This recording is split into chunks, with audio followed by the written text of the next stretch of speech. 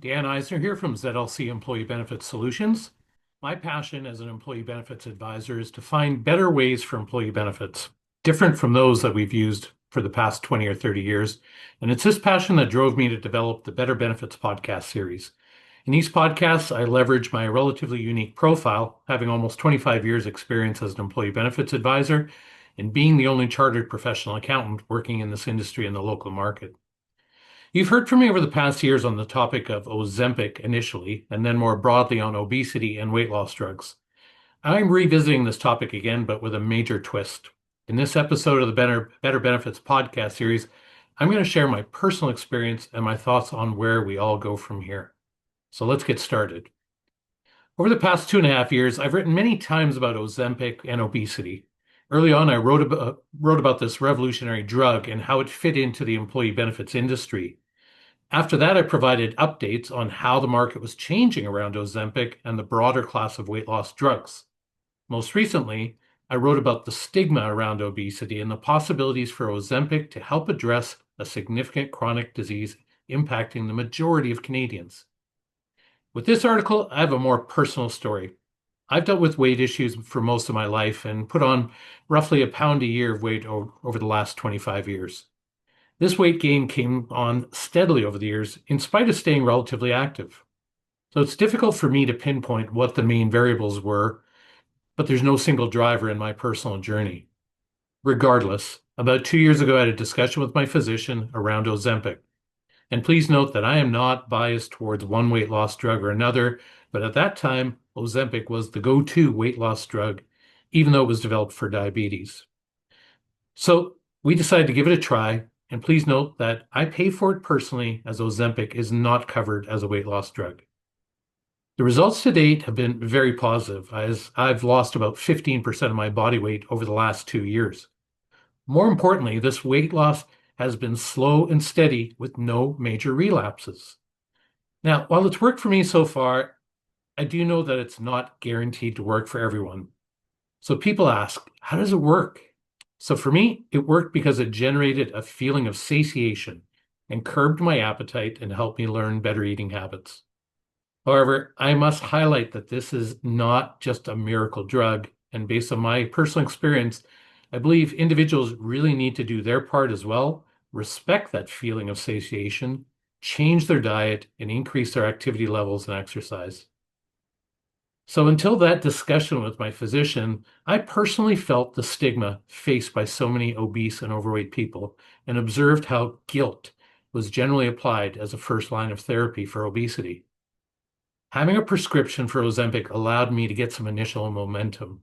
It actually encouraged me to use a scale every week to check my weight and monitor my progress.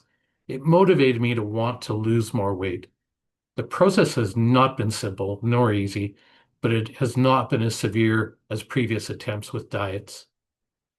Personally, I'm not sure what the future holds and if I can reduce my reliance on the support that Ozempic provides, but I will continue to try and lose weight in a sustainable manner and live a healthier lifestyle.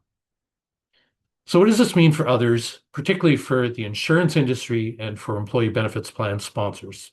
So here are some of my personal thoughts. Everyone needs to acknowledge that obesity is a chronic disease. And that's not my personal opinion. That's the opinion of medical professionals. And like for any other chronic disease, guilt plays no role in a treatment plan. Ozempic, and now the broader class of weight loss drugs, have shown some impressive results, but the results have also demonstrated that these drugs do not work for everyone. A critical question is around how to find the individuals that it work for and how to best support them on their journey. There is a significant annual cost to these drugs, but as a chartered professional accountant, I intuitively believe there's also a strong potential for a positive ROI through reduced healthcare expenditures in other areas. Things like other prescription drugs, knee braces, CPAP machines, and a broader list. As well, tied to that stigma and guilt issue, we've never really critiqued any other groundbreaking drugs for other chronic diseases around their potential for purely a financial ROI. So the good news is several insurers are now developing innovative adjudication criteria to better determine who should be eligible for these drugs and how they should be supported. Most importantly, they're developing criteria to confirm who these drugs are not working for and removing their coverage and therefore removing the related costs. There's also a lot of future potential in this area to tie these drugs to support in other health and wellness programs. Employee benefit plan sponsors should view their employee population through the lens of equity and ask themselves if overweight and obese employees are getting the proper support relative to other corporate initiatives designed to meet the diverse needs of employees. So, time for me to take a deep breath. I've bared my soul and shared my personal journey. As an employee benefits advisor, I know there is no one solution that meets everyone's needs. I do hope that this podcast and my ongoing focus on obesity and weight loss drugs will stir some discussion amongst employee benefits industry players and plan sponsors. From those discussions, hopefully we can all find a better way for employee benefits plans to support the significant number of Canadians dealing with the chronic disease we call obesity. Okay, you've heard my thoughts and opinions, so please let me know what you think. How does this compare to what you're hearing from your current advisor or other advisors in the market? And as always, I'm really interested to know if there are other topics that you'd like to see me cover in future podcasts. Let me know what's bothering you, keeping you awake at night with respect to your employee benefits plan. Thanks for joining me today. Be sure to follow me on my LinkedIn business page, and that's Dan Eisner, Employee Benefits Advisor.